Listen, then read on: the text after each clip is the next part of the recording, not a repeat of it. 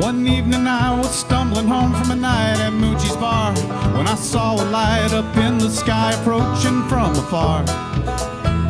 It made another worldly sound as it coasted to a halt and hovered right above my head and froze me to the spot.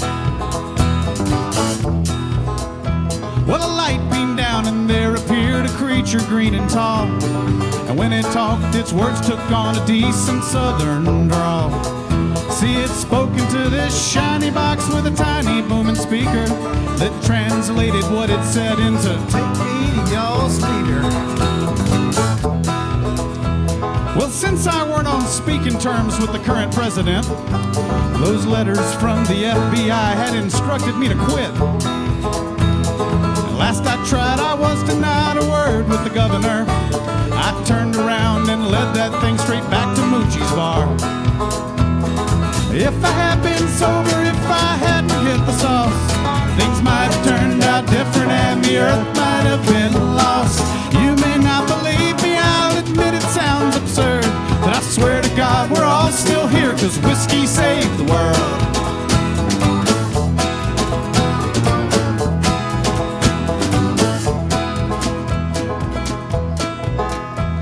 When we got there, all that remained were 5 or 10 diehards gathered round a table for a drunken game of cards.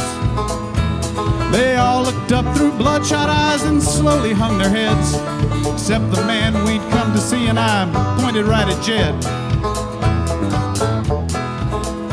Well, he looked that creature up and down and gave a friendly wink, and gestured to an empty chair, said, "Friend, let's have a drink." That alien looked first at me and then gave Jed a stare, then crossed the room, ducked a ceiling fan, and slid into the chair. Well, that thing made funny noises, and the box said, "You in charge? Well, I'm here since surrender terms. This planet will be ours." Old Jed leaned in and with a laugh said, "Here's the deal, all right? If you can hold more liquor than me, we won't put up a fight." If he'd thought it over, if he'd been more self-aware, he might have thought it odd there weren't no earthling in that chair. You may have your doubts that what I'm telling you occurred, but on my grave I swear it's true, whiskey saved the world.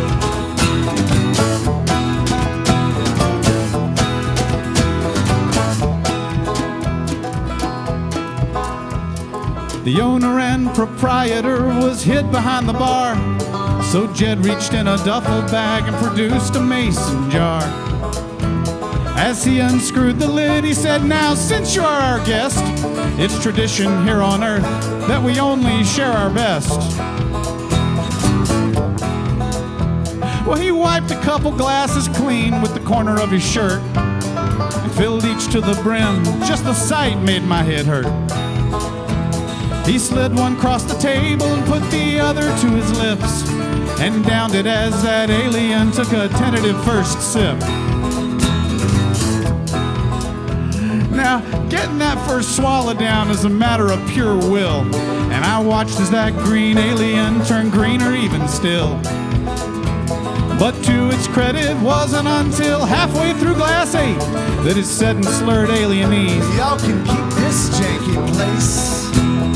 If it hadn't preconceived that humans would be weak, the end result would surely have been quite a bit more bleak. I know what you're thinking, you're assuming I'm disturbed, but I'm sane as you and it's the truth, whiskey saved the world.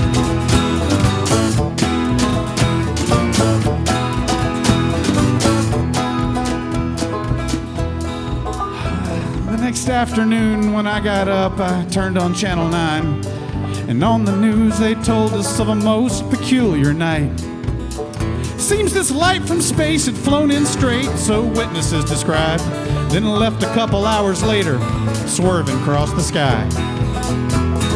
If we'd all been sober, if we hadn't hit the sauce, things might have turned out different and the earth might have been lost. You may not believe me, I'll admit it sounds absurd, but that's the plain and how whiskey saved the world. Yes, that's the truth, so help me God. Whiskey saved the world. At least that's how I remember it. Yep, whiskey saved the world.